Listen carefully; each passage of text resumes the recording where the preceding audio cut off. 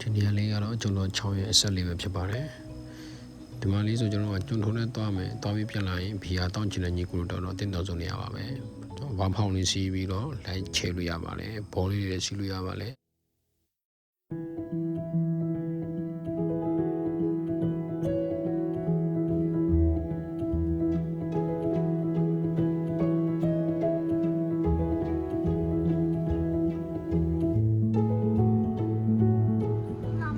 ရေမရှိဘူးကွာဒီကောင်ရေနစ်ပြီးရေပေကြီးတယ်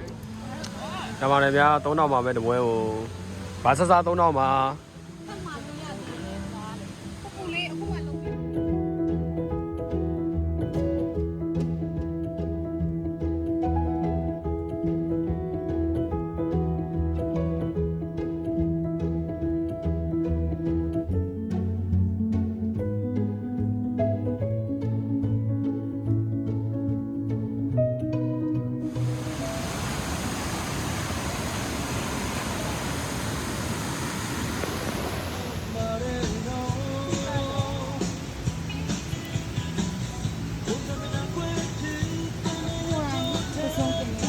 နေတော့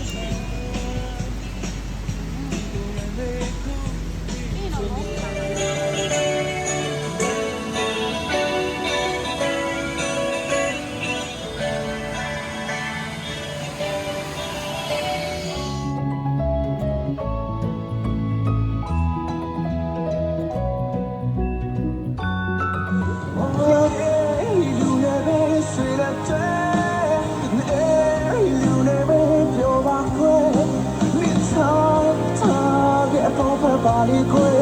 想多找着。